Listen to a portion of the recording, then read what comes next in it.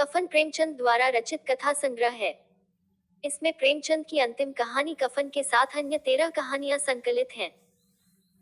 पुस्तक में शामिल प्रत्येक कहानी मानव मन के अनेक दृश्यों, चेतना के अनेक छोरों, सामाजिक कुरीतियों तथा आर्थिक उत्पीड़न के विविध आयामों को संपूर्ण कलात्मकता के साथ अनावृत करती है। झोंपड़े के दरवाजे पर बाप और बेटा दोनों एक बुझे हुए अलाव के सामने खामोश बैठे हुए थे और अंदर बेटे की नौजवान बीवी बुधिया दर्द-ए-ज़ेह से पछाड़े खा रही थी और रह रह कर उसके मुंह से ऐसी दिल खराश सदा निकलती थी कि दोनों कलेजा थाम लेते थे। जाड़ों की रात थी, फजा सन्नाटे में गर्क, सारा गांव तारीकी में जज्ब हो गया था। यीशु ने कहा, मालूम होता है बचेगी नहीं। सारा दिन तड़पते हो गया, जा देख तो आ। माधव दर्दनाक लहजे में बोला, मरना ही है तो जल्दी मर क्यों नहीं जाती? देख कर क्या आऊं? तू बड़ा बेदर्द है बे। साल भर जिसके साथ जिंदगानी का सुख भोगा उसी के साथ इतनी बेवफाई। तो मुझसे तो उसका तड़पना और हाथ पांव पटकना नहीं देखा जाता। चमारों का कुनबा था और सारे गांव में बदनाम। यीशु एक दिन काम करता तो 3 दिन आराम। माधव इतना कामचोर था कि घंटे भर काम करता तो घंटे भर चिलम पीता, इसलिए उसे कोई रखता ही न था। घर में मुट्ठी भर अनाज भी मौजूद हो तो उनके लिए काम करने की कसम थी। जब दो एक फाके हो जाते तो घीसू दरख्तों पर चढ़कर लकड़ी तोड़ लाता और माधव बाजार से बेच लाता और जब तक वो पैसे रहते दोनों इधर उधर मारे मारे फिरते। जब फाके की नौबत आ जाती तो फिर लकड़ियां तोड़ते या कोई मजदूरी तलाश करते। गांव में काम की कमी न थी। काश्तकारों का गांव था। मेहनती आदमी के लिए 50 काम थे, मगर उन दोनों को लोग उसी वक्त बुलाते जब दो आदमियों से एक का काम पाकर भी कनात कर लेने के सिवा और कोई चारा न होता। काश दोनों साधु होते तो उन्हें कनात और तवक्कुल के लिए ज़ब्ते नफ्स की मुतलक जरूरत न होती। ये उनकी खलकी सिफ्त थी, अजीब जिंदगी थी उनकी। घर में मिट्टी के 2-4 बर्तनों के सिवा कोई असासा नहीं। फटे चीथड़ों से अपनी उरियानी को ढांके हुए दुनिया की फिक्रों से आजाद। कर्ज से लदे हुए, गालियां भी खाते, मार भी खाते, मगर कोई गम नहीं। मिस्कीन इतने की वसूली की मुतलक उम्मीद न होने पर लोग उन्हें कुछ न कुछ कर्ज दे देते थे। मटर या आलू की फसल में खेतों से मटर या आलू उखाड़ लाते और भून भून कर खाते, या दिन में 10-5 ईख तोड़ लाते और रात को चूसते। यीशु ने इसी जाहिदाना अंदाज में 60 साल की उम्र काट दी और माधव भी सादतमंद बेटे की तरह बाप के नक्शे कदम पर चल रहा था, बल्कि उसका नाम और भी रोशन कर रहा था। उस वक्त भी दोनों अलाव के सामने बैठे हुए आलू भून रहे थे जो किसी के खेत से खोद लाए थे। यीशु की बीवी का तो मुद्दत हुई इंतकाल हो गया था। माधव की शादी पिछले साल हुई थी। जब से ये औरत आई थी उसने इस खानदान में तमद्दुन की बुनियाद डाली थी।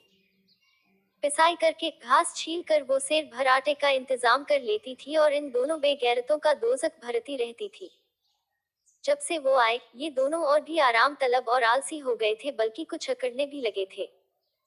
कोई काम करने को बुलाता तो बेनियाजी की शान में दोगुनी मजदूरी मांगते।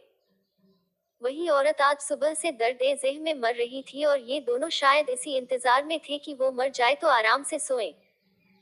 यीशु ने आलू निकाल कर छीलते हुए कहा, जा देख तो क्या हालत है, उसकी चुड़ैल का फसाद होगा और क्या। यहाँ तो ओझा भी 1 रुपये मांगता है। किसके घर से आए? माधव को अंदेशा था कि वो कोठरी में गया तो घीसू आलूओं का बड़ा हिस्सा साफ कर देगा। बोला, मुझे वहां डर लगता है। डर किस बात का है? मैं तो यहाँ हूं ही।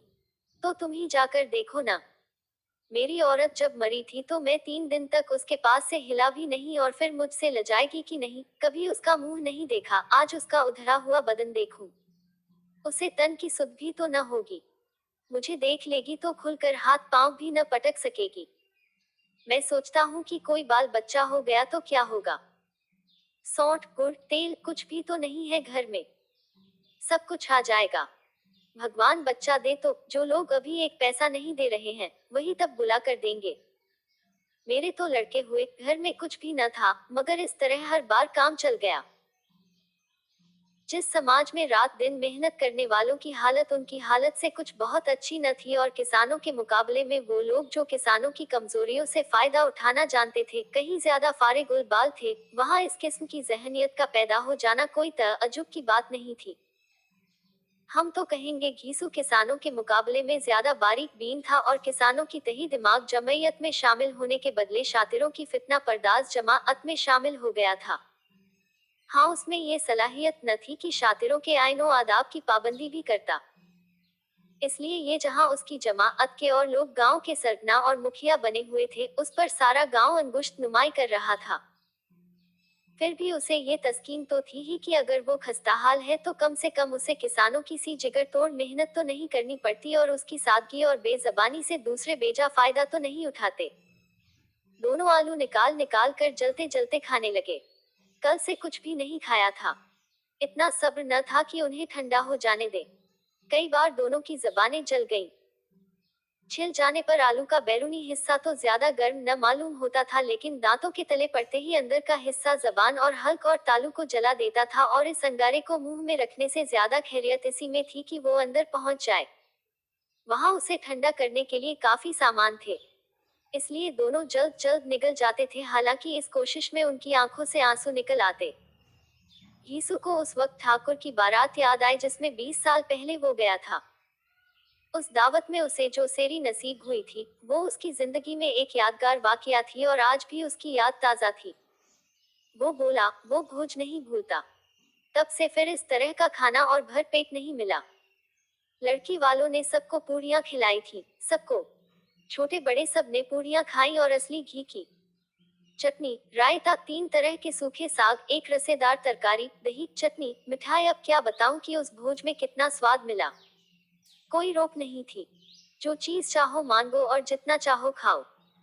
लोगों ने ऐसा खाया कि किसी से पानी न पिया गया, मगर परोसने वाले हैं कि सामने गर्म गोल गोल महकती हुई कचौरियां डाल देते हैं। मना करते हैं, नहीं चाहिए, मगर वो है कि दिए जाते हैं। और जब सब ने मुंह धो लिया तो एक एक बीड़ा पान भी मिला, मगर मुझे पान लेने की कहाँ सुध थी। खड़ा न हुआ जाता था। झटपट जाकर अपने कंबल पर लेट गया। ऐसा दरिया दिल था वो ठाकुर। माधव ने उन तकल्लुफात का मजा लेते हुए कहा, अब हमें कोई ऐसा भोज खिलाता। अब कोई क्या खिलाएगा। वो जमाना दूसरा था। अब तो सबको किफायत सूझती है।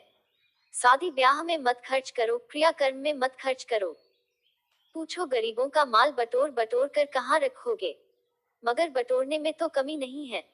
हाँ, खर्च में किफायत सूझती है। तुमने एक 20 पूरियां खाई होंगी। 20 से ज्यादा खाई थी।